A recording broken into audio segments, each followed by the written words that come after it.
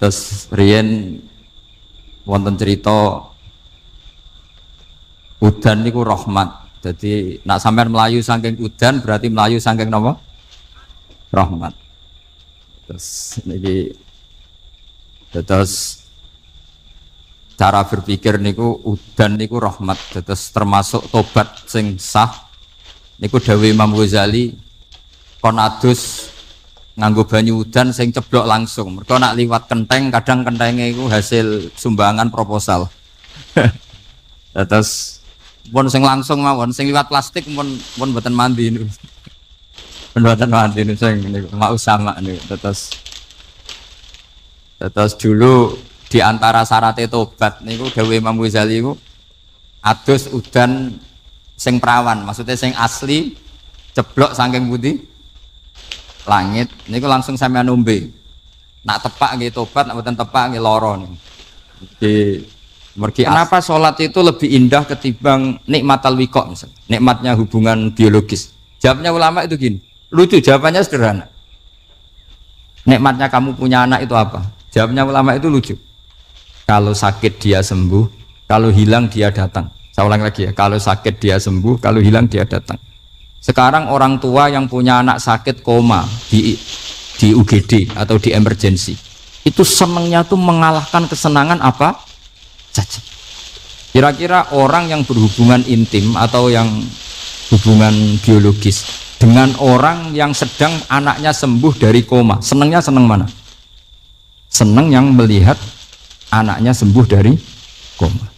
Senikmat apapun hubungan biologis, senang anaknya yang hilang ketemu. Nah, kalau anak ketemu saja orang seseneng itu, apalagi kita di surga ketemu zat yang lama kita sembah, yang lama kita rindukan, yang lama kita rindu, kemudian ketemu di surga, maka tidak ada artinya surga tanpa melihat Allah Subhanahu wa Ta'ala. Memang harus dijelaskan secara rohani. Akhirnya orang ngerti bahwa nikmat tertinggi di surga adalah melihat Allah Subhanahu wa Ta'ala. Karena kalau anak-anak muda mungkin protes, ya enggak, ya enak kumpul sama widadari gini-gini. Wah, itu kan yang trauma bojone jelek itu. Oh, itu yang bojone jelek mesti kesusu masuk surga karena itu sudah jelek, cerewet, nggak mati-mati kan gitu. Terus dia ingin masuk surga mesti niatnya welek, mesti pikiran pertama itu kumpul bidadari. Tapi ada ulama yang bikin analogi tadi, misalnya istri kamu cantik, kemudian anak kamu sakit, koma. Hubungan dengan istri sama dengar berita anak kamu sembuh, seneng mana? Seneng anak sembuh. Sama anak yang hilang, seneng mana? Anak yang hilang ketemu. Maka terus ulama bisa menjelaskan itu. Kalau orang ketemu anaknya seseneng itu, apalagi ini ketemu Tuhannya yang bertahun-tahun disembah, kemudian tidak pernah melihat. Di surga itu nanti kita melihat Allah Subhanahu. Makanya Allah begitu bangganya mempromosikan surga. Surga itu apa? Surga itu wujuhu yauma idzin nadhirah ila rabbiha nadhirah, yaitu wajah-wajah berseri-seri dan melihat. Itu tanpa dijelaskan seperti ini Anda akan janggal, enaknya di mana? Tapi setelah dijelaskan detail gini oleh ulama, maka kita akan tahu an-ni'matul uzma sing enggak ada perbandingannya adalah nikmat masuk apa? Surga karena melihat Allah Subhanahu wa Ta'ala. Ya, jadi saya berkali-kali pokoknya minta sekali, hadil umat harus umat yang rasional, terutama dalam mengemban tauhid. Karena tauhid ini yang disebut kalimah. Sampai Allah mengistilahkan kepada Nabi Ibrahim itu waja'alaha kalimatam baqiyatan fi aqibi. Kalimat tauhid adalah kalimat yang akan abadi di anak cucunya Nabi Ibrahim. Baik anak cucu yang karena gen mau anak cucu yang karena sebab, yaitu santri dengan kiai. Dan itu caranya gimana? Umat Islam jangan berhenti belajar mantek. Makanya di MGS, di Qudsiyah, di TBS semua pondok pasti ngajarkan mantek, di Bendan, ilmu logika. Itu tadi, kalau kamu tidak bisa menemukan tauhid dengan cara tadi, dengan cara al-alam mutaghayyir wa kullu mutaghayyir hadis labudan min bukhtis, paling tidak pakai ilmu yang dilakukan Rasulullah SAW. Itu masyhur itu, saya sering cerita di mana-mana. Ada orang namanya Jubair bin Mut'im, Muhammad bin Jubair bin Mut'im. Itu dulu dia kafir, dia orang pinter sampai dipasrai jadi negosiator untuk mengurus tawanan perang Badar yang ditawan Rasulullah SAW.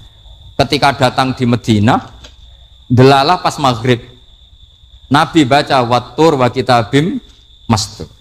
Di antara ayat yang dibaca Nabi itu am khuliqu min ghairi syai'in. Masa manusia sebanyak ini kemudian mereka diciptakan oleh ketiadaan. Min ghairi syai'in itu oleh ketiadaan.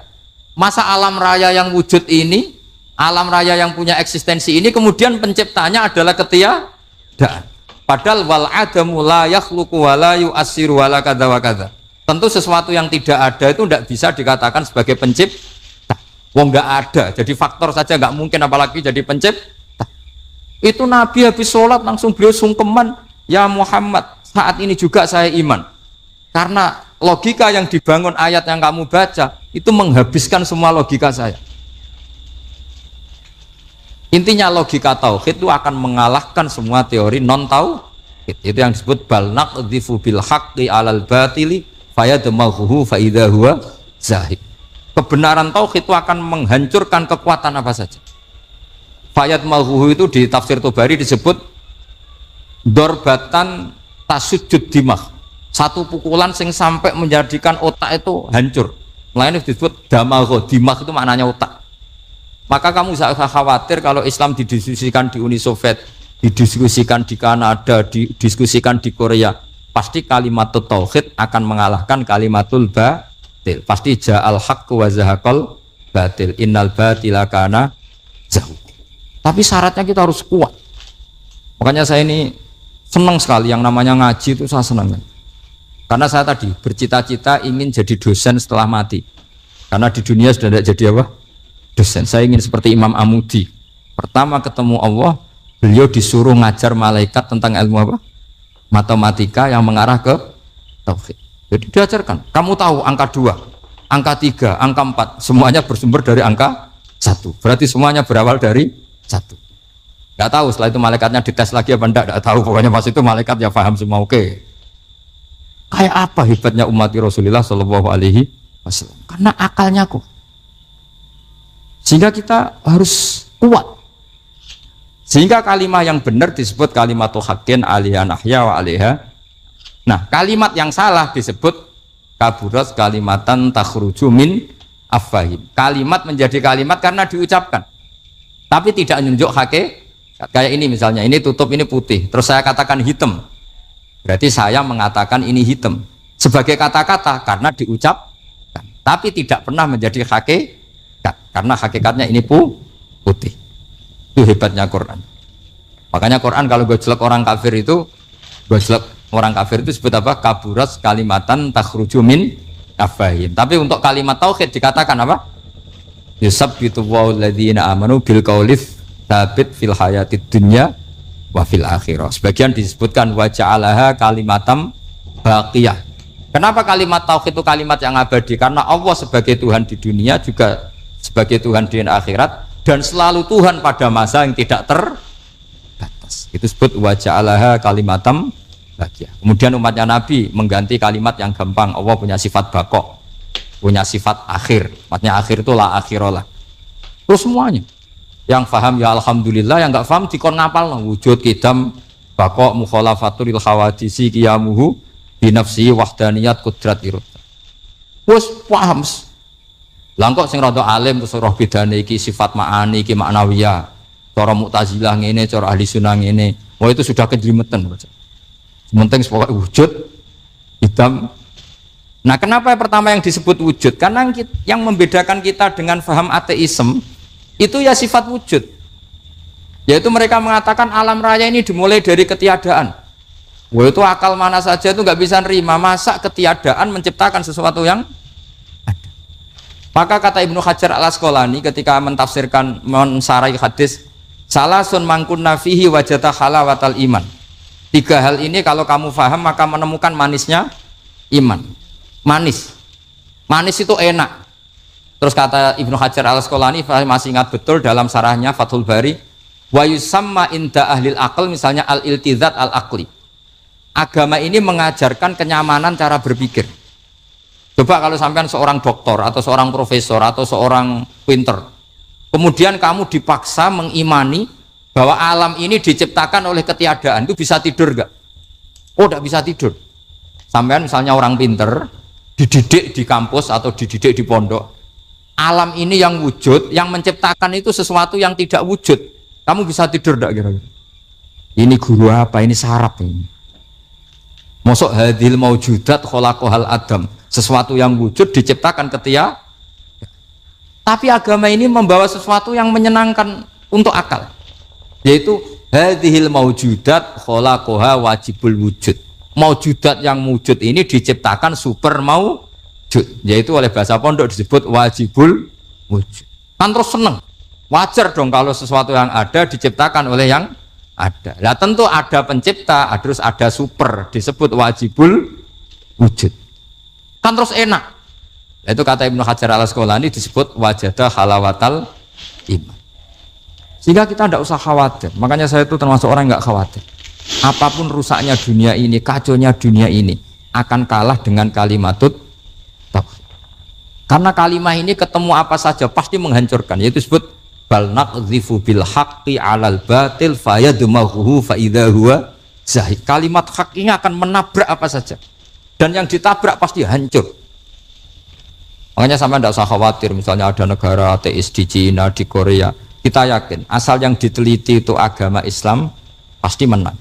Nah yang susah kalau yang diteliti orang Islam, itu susah karena yang copet kadang-kadang ya umat, apalagi di negara yang mayoritas muslim, nanti copetnya, premannya, koruptornya semuanya beragama Islam. Makanya kita hanya punya pilihan dua, itu umat Islam dan Islam yang kumat itu dok. Kalau tidak umat Islam ya Islam yang kumat. Tapi kalau kalimat tauhid itu kalimat yang aman, tak jamin 100%. Sehingga saya itu kalau ditanya profesor Pak Bahak, kalau suatu saat Indonesia jadi negara yang sangat terbuka, kemudian ada sekolah perbandingan agama, menurut Anda prospek Islam gimana? Saya jawab, asal yang dikaji Islamnya bukan orangnya, pasti Islam tetap prospek. Asal yang dikaji apa? Islamnya, bukan orangnya. Kalau orangnya ya Masya Allah. Itu tadi, kalau tidak umat Islam ya Islam yang. Terus kalau matur nuwun sangat dengan hormat teng Raden Asnawi, beliau sekarang generasi keempat ya, wonten sing generasi ketiga.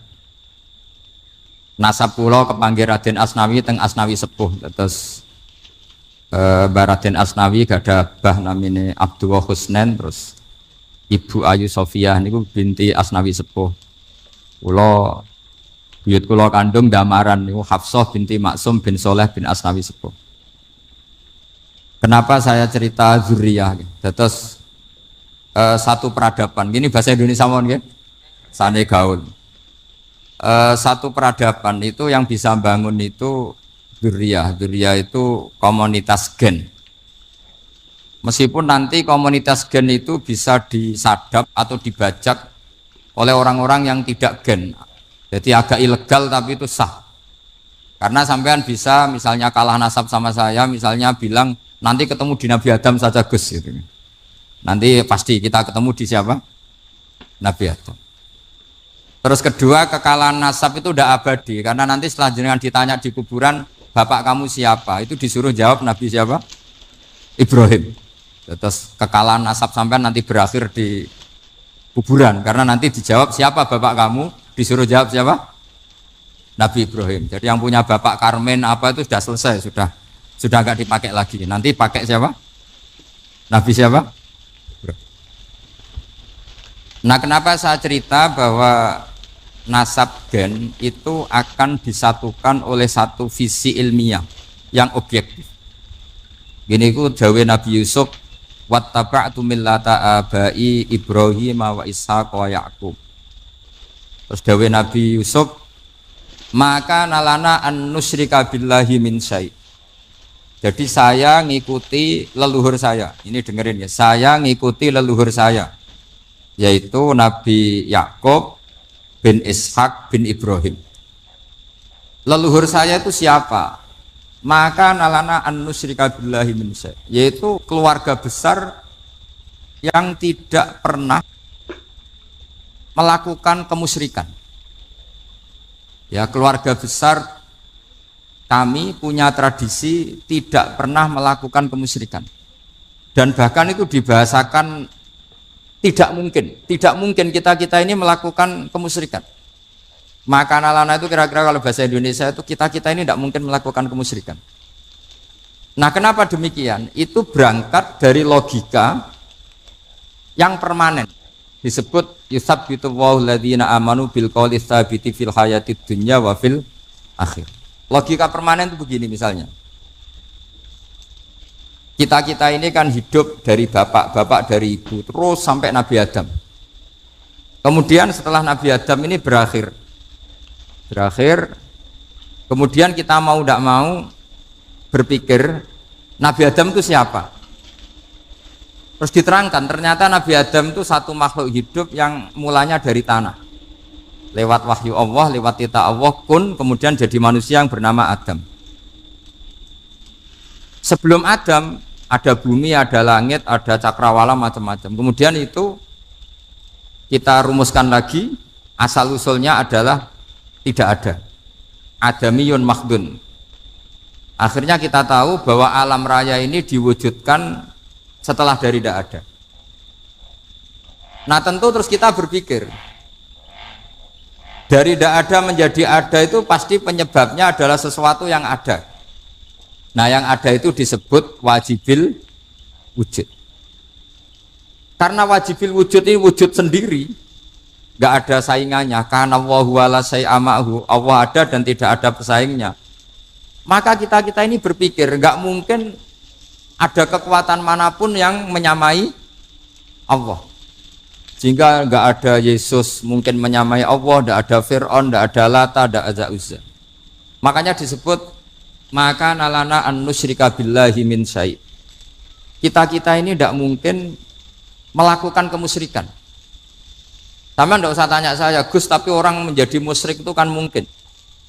Jawabannya itu tetap nggak mungkin. Kemusyrikan itu satu teori yang nggak mungkin. Tapi kalau orang musyrik itu mungkin. Memang akan dilipat. Tapi karena kita kenal perhatian kami itu dari situ. Kami yang banyak kita beliau mungkin saya termasuk pernah dulu yang membawa kita beliau banyak ke Korea. Saya itu beli pesolatan tuh bukan 1 2 sampai 2 kerdus 3 kerdus. Itu mulai saya ngiai sampai sekarang tak bawa ke Sragen, ke Solo Tigo, termasuk tak bawa ke Korea. Jadi mungkin ya ini GR saya ngaji di sini itu barokahnya jualan pesolatan. Tapi bukan jualan yang cari laba enggak, karena tak gratiskan, tapi itu dagang akhirat lah kira-kira gitu. Jadi kalau saya masuk neraka kita ora pantes wong bakul pesolatan kok masuk neraka gitu. Kayak itu enggak pantas itu. Karena saya termasuk orang ya yang cara berpikir itu optimis. Dulu di sini ada orang alim alama namanya Raden Asnawi.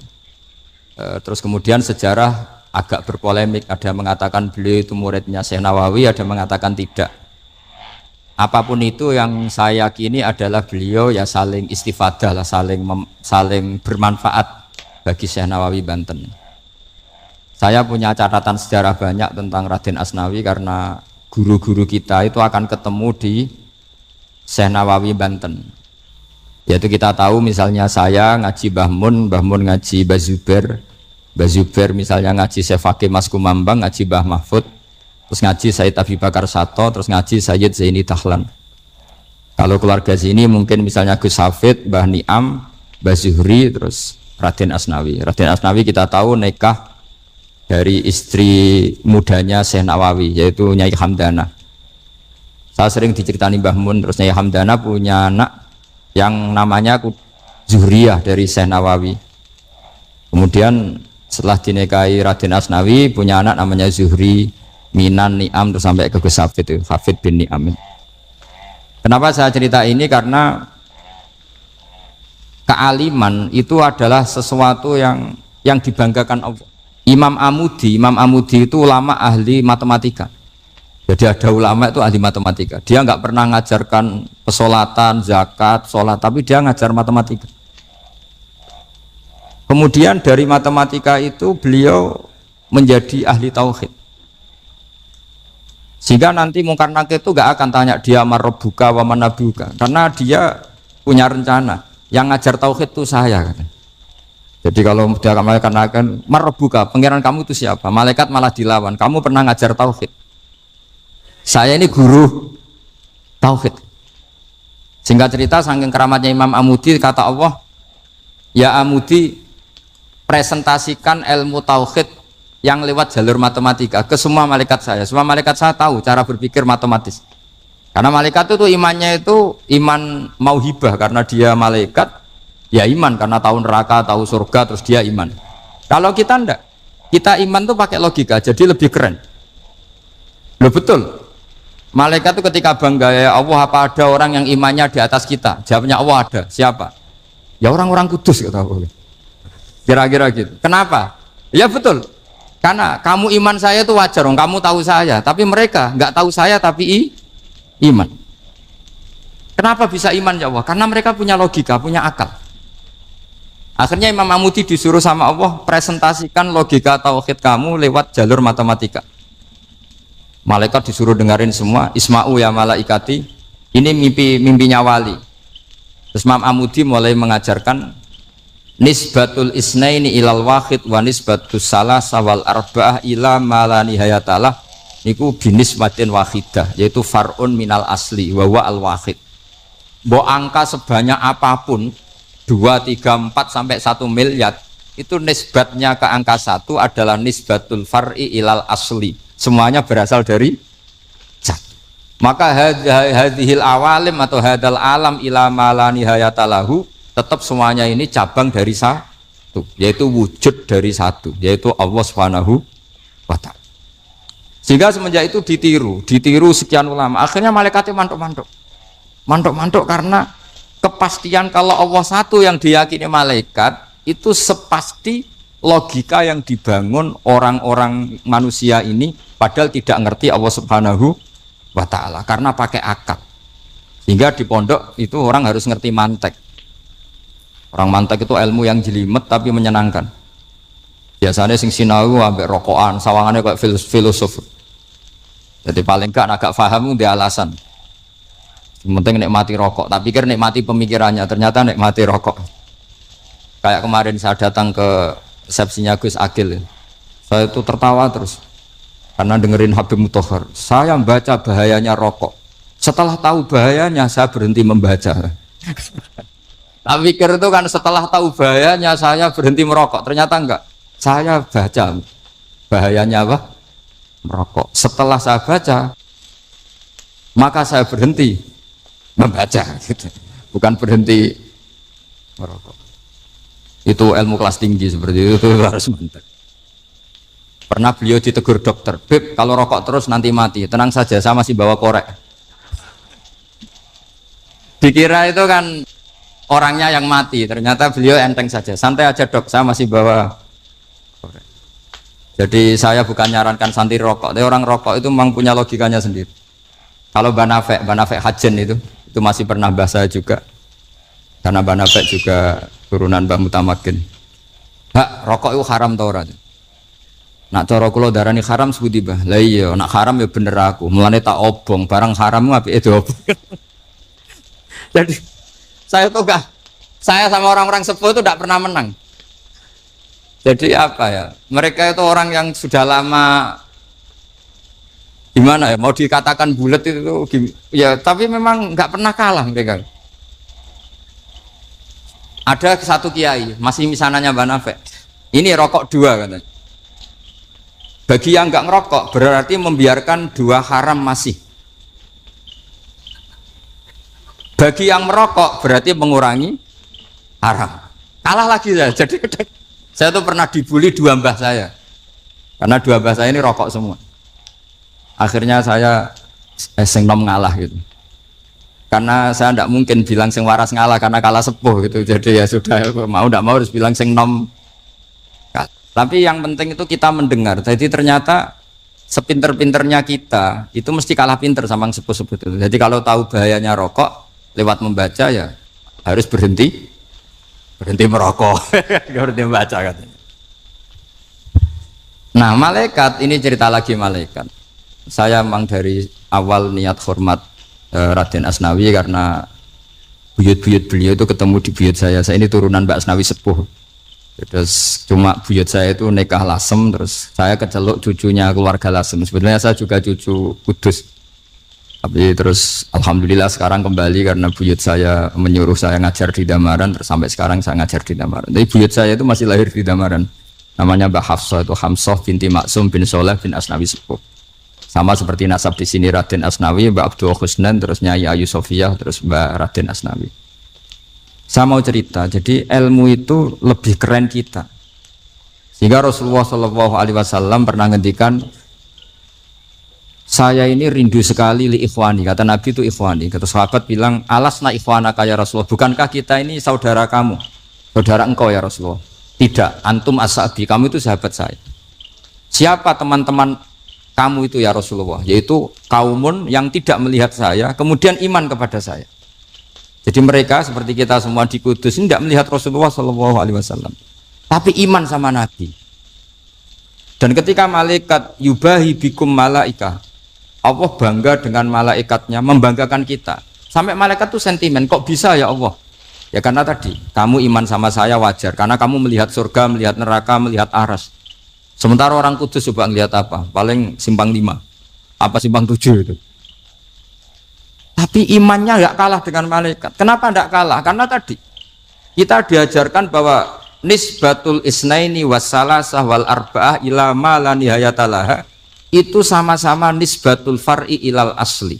Tetap yang asli adalah angka 1. Jadi nggak mungkin aslu hadhil asya nggak dari Allah itu, nggak mungkin. Tetap dari zat yang 1. Kemudian tentu ini bukan nisbatul walad ilal walid, anak ke bapak tentu enggak. Tapi nisbatul kholik sama makhluk. Tapi apapun itu pasti 1.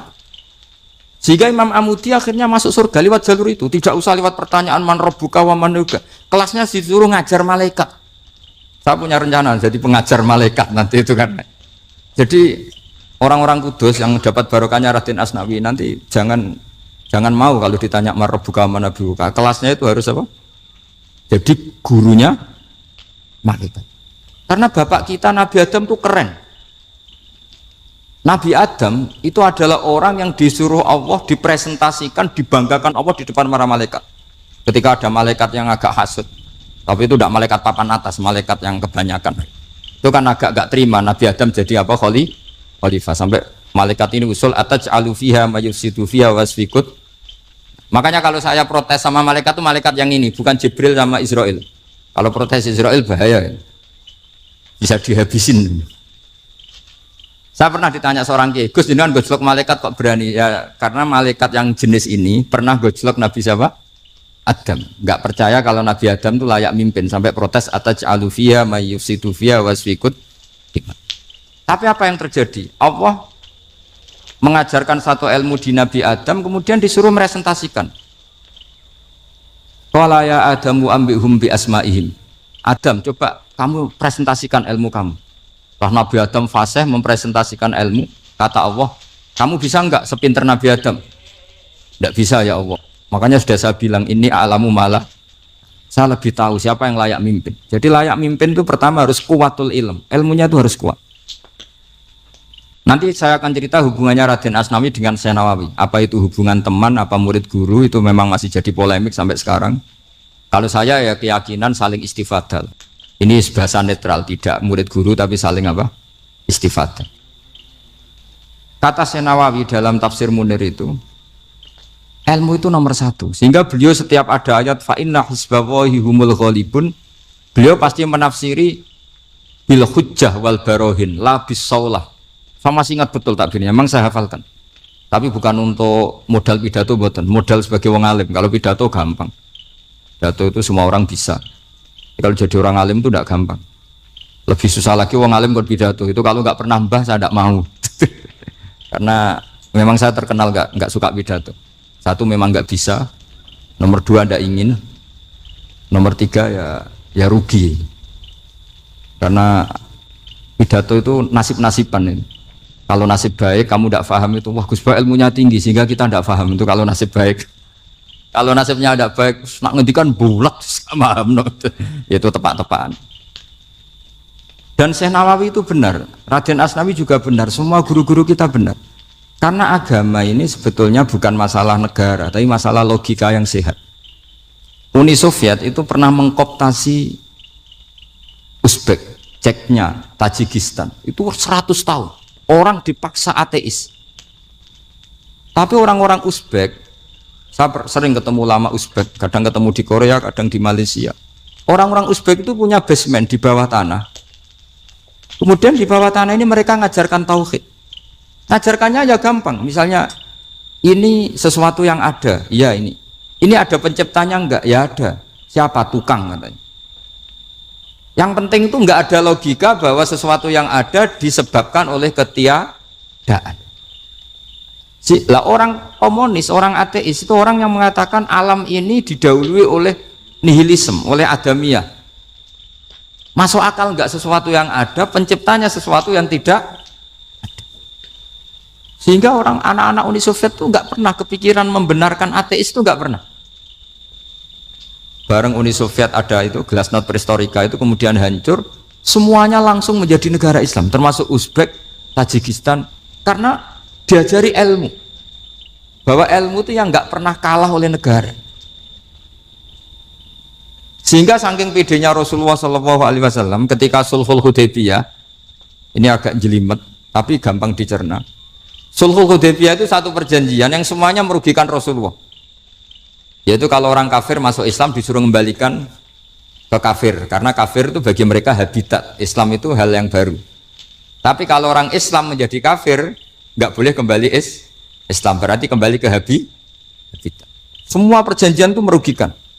Sampai masyhur Sayyidina Umar protes ke Rasulullah, jenengan masih nabi. Itu kan ekstrim tanya, jenengan sampai sekarang masih nabi? Ya, saya masih nabi. Kenapa tanya demikian? Karena semua perjanjian merugikan Islam, menguntungkan orang apakah? Semua sahabat sebetulnya persis Sayyidina Umar protes, kecuali Abu Bakar. Lama-lama akhirnya di antara perjanjian itu berbunyi begini, tapi saya minta satu hal, orang boleh mendiskusikan Islam tanpa tekanan. Itu saja permintaan Nabi. Orang boleh mendiskusikan Islam secara bebas, tidak tertekan. Karena orang-orang kafir melihat itu hal yang biasa. Ya nggak masalah Muhammad. Akhirnya orang diskusi. Islam itu apa sih? Islam itu orang yang menuhankan Allah. Allah itu siapa? Zat yang menciptakan langit dan bumi. Lama-lama orang kafir berpikir, wah keren. Tuhannya Muhammad bisa bikin langit dan bumi. Tidak kayak Tuhan kita, malah kita yang bikin. Jadi mulai debat itu mulai, terus ada yang cerita lagi. Saya pernah loh nyembah Lata, pas itu dikencingi luwak. Masa ailahun ya bulu ali sa'laban, masa Tuhan kok dikencingi luwak? Yang agak-agak ahli kitab ya diskusi lagi. Wah kayaknya Yesus tidak Tuhan. Masa Tuhan kok kelaparan, lemes, wah repot nanti. Jadi makanya Allah ketika gojlok wa ummuhu siddiqah kana yakulani ta'am mal masih ibnu maryam illa rasul qad khalas min qablihir rusul wa ummuhu siddiqah kana yakulani. Coba paradok ndak misalnya kamu didolani Nabi Isa terus ketok lemes, kenapa Tuhan saya agak sakit keroi dulu, kan gak kebayang itu punya Tuhan yang sakit setelah makan sehat, terus kan gak kebayang seperti itu. Ketika Nabi punya konsep Tuhan, Tuhannya Muhammad itu siapa? Yaitu zat yang la awalalah, zat yang pertama. Lalu Tuhan itu siapa? Tuhan itu yang menciptakan langit bumi. Tuhan itu siapa? Yang memulai segalanya. Lama-lama mereka berpikir, wah kalau gitu yang benar itu Islam. Maka kata Imam Zuhri, Syihabuddin Az-Zuhri, famaka nafathun fil islami a'zoma min sulhil Hudaybiyah innama kana an-nasu yatafadhaluna fil hadis wal munaza'ah. Semua teks riwayat itu ada kata wal munaza'ah. Orang bebas ngomong dan berdebat. Munaza'ah itu berdebat.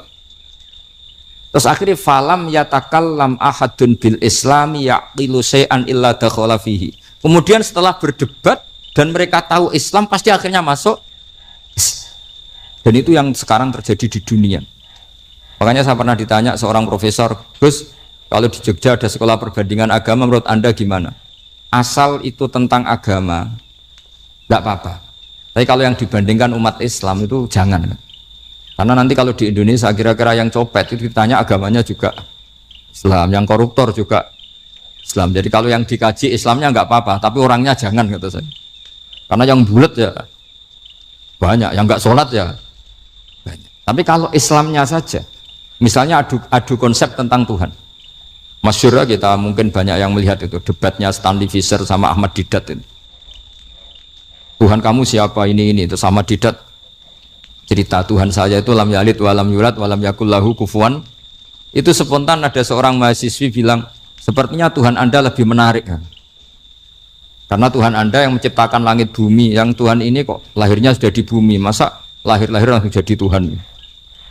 Jadi akhirnya falam yatakallam ahadun bil Islam yaqilu syai'an illa dakhala fihi. Sehingga agama ini apa? Agama itu adalah kalimat tauhid. Kalimat itu apa? Logika yang terbangun. Nah, ketika logika itu terbangun, maka disebut yusabbitu Allahu alladzina amanu bil qaulis tsabit fil hayatid dunya wa fil akhirah. Allah itu akan menetapkan satu kaul, satu presentasi ilmiah atau satu kesimpulan ilmiah. Yang kesimpulan itu nyata benarnya. Dan ini akan nyata terus baik di kehidupan dunia maupun kehidupan apa? Akhir. Seperti Allah sebagai Tuhan itu akan nyata terus di dunia Allah ya Tuhan, nanti di akhirat juga. Tapi Tuhan selain Allah, maka menjadi Tuhan ini nunggu ada yang menuhankan. Misalnya Fir'aun itu jadi Tuhan karena ada yang menuhankan. Sekali dia mati, dia sudah aset wisata, bukan Tuhan lagi. Makanya gejolokannya orang ulama Arab kalau ketemu ulama Mesir, kalau gejolokan itu lucu. Orang Arab ada Abu Jahal, Abu Lahab, penggaweane ngusir Nabi kan. Itu gejolokannya ulama Mesir. Kata ulama Arab, kamu gayanya benci Fir'aun, tapi rizki kamu dari wisata melihat Fir'aun. Itu gejolokannya ulama Arab sama ulama Mesir. Sehingga agama ini mengajarkan apa? Satu kalimat. Makanya kamu harus belajar mantek. Dulu Raden Asnawi ya pengajar mantek. Dulu buyut saya di sini Mbah Fauzan, abahnya Mbah Pah itu, mbahnya itu juga pengajar mantek. Karena di antara yang diceritakan Allah itu wa ja'alaha kalimatam baqiyatan fi aqibih. Tugas utama Nabi Ibrahim adalah menjadikan satu logika, kalimah itu logika, itu menjadi logika yang abadi, baqiyah itu abadi. Fi aqibih, di anak turunnya Nabi Ibrahim. Misalnya begini, saya beri contoh ya. Misalnya saya mengatakan teh ini hitam, itu menjadi kalimah karena diucapkan, tapi tidak menunjuk hakikat karena tehnya berwarna apa? Kuning. Sehingga Quran kalau menyalahkan orang kafir itu ngendikannya kaburas kalimatan takhruju min afwahihim. Omongannya orang kafir itu menjadi kalimat karena diucapkan dari mulutnya. Kenapa menjadi kalimat? Karena diucapkan tapi tidak menunjuk hakikat. Seperti orang mengatakan 2 ditambah 2 itu 10. Itu kalimat, tapi kalimat yang salah karena tidak menunjuk hakikat. Seperti orang kafir mengatakan Tuhan itu 3. Itu kalimat karena diucapkan tapi tidak menunjuk hakikat. Tapi ketika seseorang mengatakan Allah itu Tuhan, Tuhan itu satu, itu disebut kalimatu haqqin 'alaiha nahya wa 'alaiha namut. Kemudian tahlilane wa 'alaiha apa wa biha? Wa 'alaiha apa wa biha? Wa 'alaiha ya ada yang tahlilan wa biha, itu enggak tahu sanadnya dari mana, pokoknya ada yang wa 'alaiha, ada yang biha. Kenapa dikatakan kalimat tauhid? Karena kalimat yang dari kesimpulan berpikir.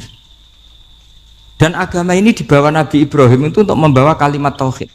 Ciri utama kalimat tadi, kamu yakin seyakin-yakinnya bahwa nisbatul snaini wassalasah wal arba'ah ila ma la nihayatalaha itu kanisbatis snaini ilal wahid, yaitu semuanya far'un minal asli. Aslinya adalah wahid. Sehingga di kitab, saya pernah ngaji Mbah Mun, namanya kitab Al-Husunul Hamidiyah. Itu dikarang oleh ulama-ulama sekarang, itu diajarkan di MGS. Ini mbah-mbahnya Gus Akil, pendirinya madrasah MGS. Itu ada gambarnya di situ. Di situ ada gambar piramida, ada gambar hewan, ada gambar pohon. Kata yang ngarang, gambar sedetail ini, sejelimet ini dimulai dari nuqtah wahidah. Tetap dimulai dari satu titik. Dan ini disebut nuqtatil wujud. Jadi orang kudus sebanyak ini tetap dimulai dari satu orang, yaitu Adam. Adam dimulai dari ketiadaan. Lalu siapa al-mujid? Pewujudnya siapa? Hanya Allah Subhanahu wa ta'ala.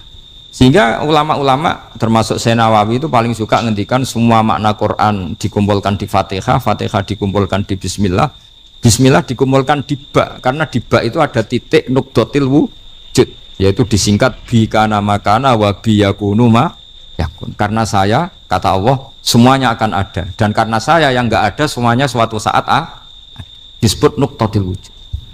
Nah, kita meyakini kalau Allah satu itu seyakin-yakinnya, karena nggak mungkin angka nggak dimulai dari angka satu. Begitu juga gambar seapapun julumete. Misalnya sampean gambar zaman saya kecil, gambar paling favorit itu apa, kambing bertarung. Itu gambarnya kan susah. Daripada gambar kambing bertarung susah terus dibikin kotak saja, tembok. Kalau tanya gurunya, gambarnya mana? Di belakang tembok, Bu. Ini itu dulu saya diwarai anak-anak nakal ya. Jadi semua satu gambar itu disuruh gambar harimau, yang satu disuruh gambar kambing bentrok, yang satu disuruh gambar matahari, semuanya kotak semua. Ini itu Bu, gambarnya di belakang apa? Tembok. Maka nggak kelihatan kata sih. Jadi gurunya kalah cerdas. Yang guru itu sebenarnya nggak pernah menang, karena murid itu lebih pinter. Itu teman saya dulu kalau ngaji itu, kalau tes itu ngerpek baca. Gurunya marah, kamu tes kok baca? Enggak ngerpek Bu, ini belajar di kelas. Katanya belajar kapan saja, di mana saja. Acuh. Jadi apa ya, orang itu kadang yang salah itu lebih masuk akal kadang-kadang ini. Saya teruskan ya supaya ini dapat barokahnya Raden apa? Asnan. Saya mohon sekali ya, kalimatul haqqin itu harus kamu jaga. Caranya jaga ya tadi. Kalau kamu tidak bisa ilmu mantek, misalnya al-alam mutaghayyir wa kullu mutaghayyir hadis la budda min muhdits, itu kan jelimetan. Pakai saja teori umum bahwa gambar apapun jelimetnya itu dimulai dari satu titik. Karena nggak bisa, nggak dimulai dari satu titik tadi. Maka alam apapun jumlahnya nggak terhingga, tetap dimulai dari al-wahidul qahar, yaitu satu titik. Yaitu dalam konteks tauhid tentu itu Allah Subhanahu wa ta'ala. Sehingga Nabi Ibrahim itu orang paling sukses bikin waja'alaha kalimatam baqiyatan fi aqibi. Terus Nabi Muhammad begitu, sahabat begitu, sampai kita sekarang diajari ilmu mantek. Ilmu mantek itu logika yang nggak terbantahkan. Karena mau tidak mau. Kata Imam Syafi'i, fa innal uqula muttarratun ila qabulil haq, karena akal akan dipaksa menerima kebenaran. Dan itu yang terjadi di Uni Soviet. Dikooptasi 100 tahun untuk berfaham ateis, dilawan oleh ilmu, tetap menanamkan ilmu tauhid, ilmu mantek. Ketika Uni Soviet secara politik runtuh, semuanya menjadi muslim, termasuk negara-negara yang dulu dikooptasi. Maka kamu tidak usah kecil hati di Indonesia, apapun rusaknya negara ini, asal kita cara bertauhid benar, insya Allah tetap meninggal husnul khotimah. Karena sudah janjinya Allah, yusabbitu walladzina amanu bil qaulis tsabit. Sing jelas itu nomor satu tuh al qaulis tsabit. Memang itu logika yang masuk akal. Jadi jangan kira semua orang ditanya marrob, bukan, ndak. Banyak ulama yang nggak ditanya. Masyhur dalam cerita keramat-keramat, ada guru tauhid ngajarin tauhid. Setelah ditanya mungkar nakir, Imam Malik datang. Kamu nanya ini man rabbuka man nabiyuka, kamu tahu ini guru Umul Barohin yang tukang ngaji tauhid. Guru tauhid kok ditanya apa? Malaikatnya nggak jadi tanya. Dan saya percaya cerita-cerita seperti itu karena secara umum itu ala inna auliya Allahi la khaufun alaihim walahum yahzanun lahumul busyra fil hayatid dunya wa fil akhir. Artinya kalau wali itu kok ditanya mungkar nakir berarti ngalami ketakutan. Karena di situ kan digambarkan mungkar nakir itu sewangar, bawa godam. Kalau yang tanya nggak bisa dipukul sampai ajur sak walang-walang. Pokoknya ceritanya kan seru seperti. Berarti kalau betul begitu terus ayat la khaufun alaihim walahum yahzanun kayak apa? Makanya dalam kitab Nasoihul Ibad itu ada cerita ini. Sampean boleh nggak sependapat dengan saya, tapi semoga nasib sampean nanti digebuki malaikat. Karena orang itu akan mengalami seperti yang dirasakan. Anak indadzoni abdibi. Saya ndak bayangkan akan mengalami itu.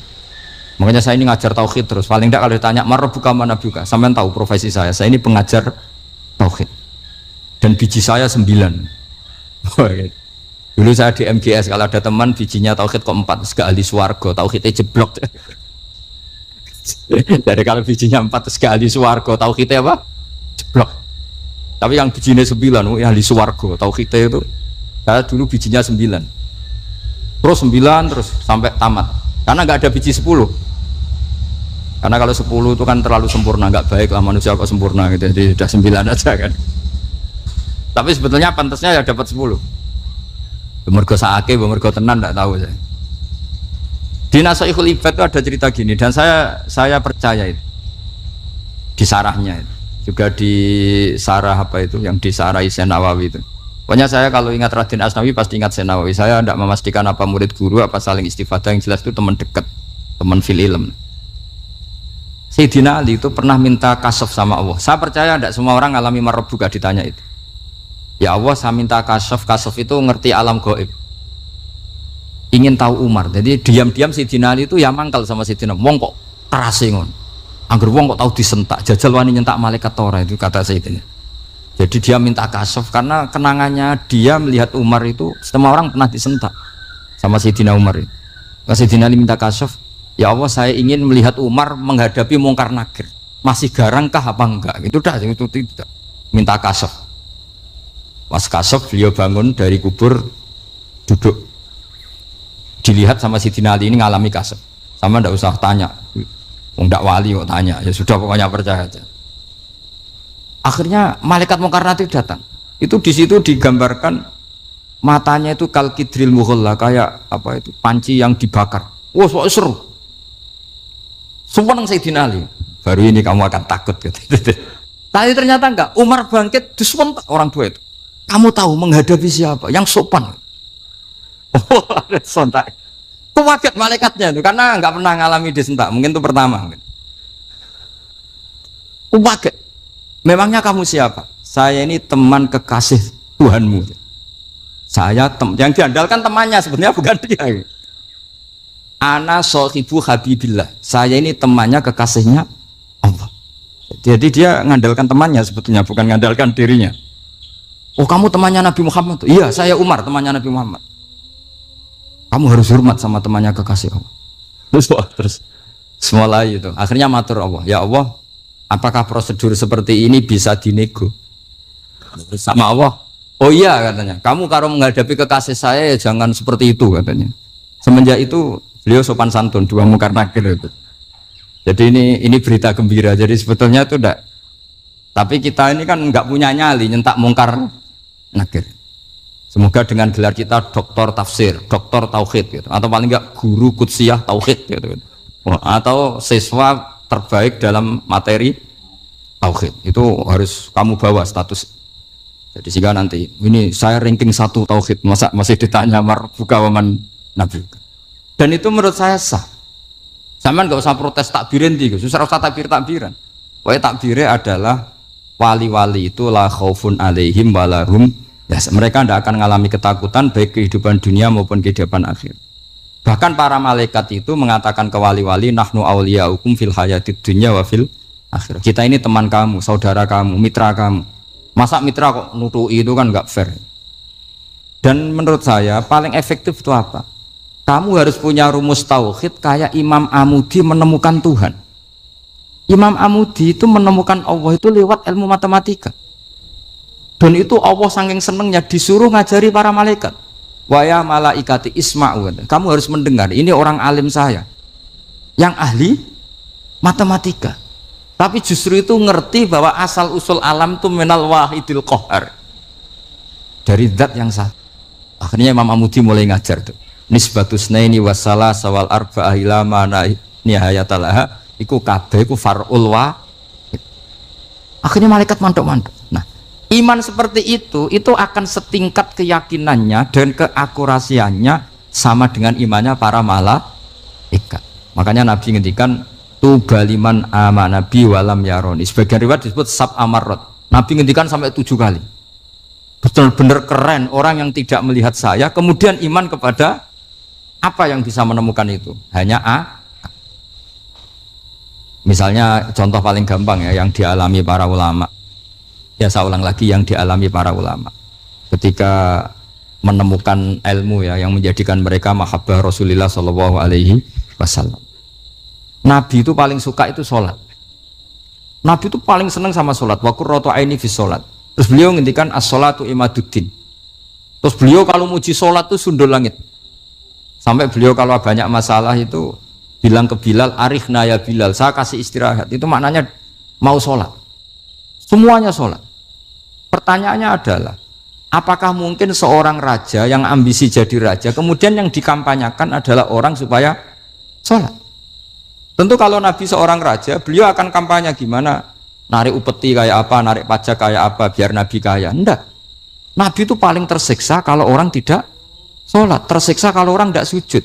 Loh, kalau beliau seorang raja, ngapain mempopulerkan sholat? Maka makna sholat Imaduddin adalah, sholat itu tiang agama. Maknanya tiang agama, kamu akan tahu betul kalau dia seorang Nabi. Karena apa? Yang diajarkan adalah sholat. Loh, coba untungnya apa bagi Nabi Muhammad ketika umat Islam sholat? Kan tidak ada untungnya sama sekali. Justru itu kelihatan kalau dakwah beliau itu dakwatul haq, mengajak ke benar. Loh, wong kok kampanyane kon salat, mestinya nak kepengen sugih kan kon bayar pajak, upeti. Tapi enggak, Nabi itu ngajarkan apa? Orang supaya sholat. Dan ini diimplementasikan sama Raden Asnawi. Beliau ngarang pesolatan. Orang sealim itu yang dikarang pesolatan. Makanya saya tuh kagum. Saya saksinya banyak, tanya murid-murid saya kalau beli pesolatan, saya kerdus, saya kirim ke Korea, terus ke pedalaman-pedalaman. Karena saya butuh pesolatan, bahwa orientasi kita itu sholat.